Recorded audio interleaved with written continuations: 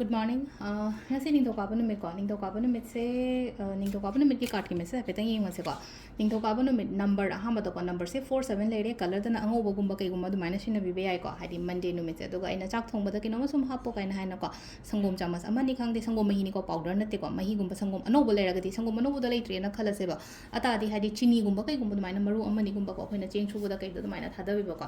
adu duma lere ko khoina Monday do ba ya se do hadi Monday se starting of the month year or kano oibani sorry kano week oibani na ko hadi haptagi hogolappa numit ama numit haibadu oibani na ko sigi numit sida aina cinnamon ritual gumba tawba hadi dukan gumba phamba leraga khubakta hapaga phulongna kamjan ba khojan ba ko hadi aigi kano oiro aigi dukan oiro natraga aigi pokpham oiro yumdagi business tawba taraga di aina tawriba jaga du da dumai taraga natraga main road da kaida dumai tawrasu yai ko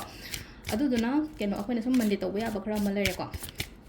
ahambada akhoi card ki message yengase duga timing of hobo so haipetang ni haijar ko mamda ado card se akhoi nungtigi lauthokpa dumaina ko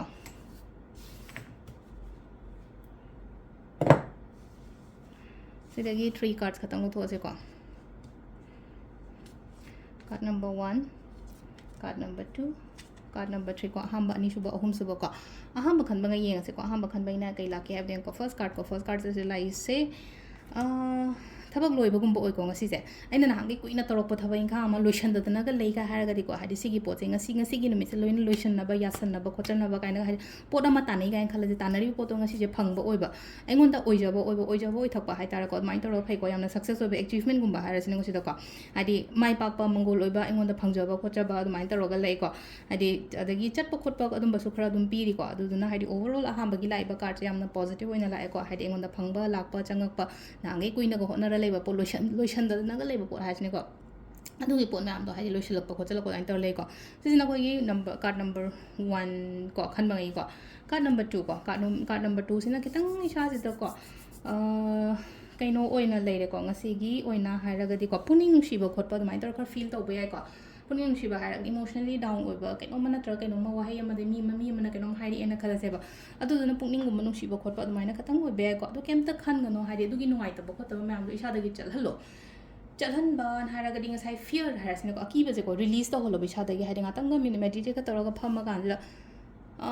keno tawraga hadi sor hadi meditation taw matam koina sor je hondo onjen tawdra sor hondo onjen taw matam da ko every time sor hondo ikuding ge koina ko hadi phataw me amje chakrasanu ko agi life tagi natraga agi punsi dagi dumai tawraga hadi ko hadi sor hondo matam je hondo ibu nuksitu ga loina na chatkre hana dumai tawraga dumai adum naina gum adu dum ma khanbe ko natraga nuai traga di hadi wari gum sa ba ko su ga di ko mi ma da share taw thokpa in nuai tre me am do phumjala thamdu sur pudi sijina ga card number 2 gi message le ko card number 3 ko card number 3 sisu positive oina lae sida ko hadi mamang da mistake ena hara sine ko samna habada ena mamang da soi gibo leira ga haji kandi haji ki oina hara ga sem do ko to ga thaba ingang to bayam na heire ko se lai se ko hadi soi giba na tra ai torom du phagadam na hada haji lesson mem do loina learn to bo ko pa mai oina oi budo ai tare ko aduga amana ko inong nong na loina ma hobagi type ta masu tawe ko inong nong na loina ma hobo punchi se ko adu second chance bi ge habagi du mai na amasu lei ko second chance bi ge habagi du mai na so amasu lei aduga amana ken yamna clear oi budo haji aina tawdo se kari no habado isa gi oina yamna clear decision making the oiro amado oiro yamna clear oiri ba ko sisina ko gi card ki message leire timing sina ki pung 3 ga minute 9 dagina pung 3 ka minute 8 phang leire dagi 3 ka minute 8 daina 8 makhai phang leire dagi nunhen dalakina 12 ga minute yankhini dagina pung 3 ka minute 3 phang leire ko adagi nungdangina 8 ga minute yankhini dagina pung 13 ga minute 13 phang leire duga ahingina 12 makhai dagina pung 9 ga minute 9 phang le ko sisina khoi gi ngasi gi oina afaba timing ko adu sil leire khoi gi ning do ka ba minute ki card trading se ma thank you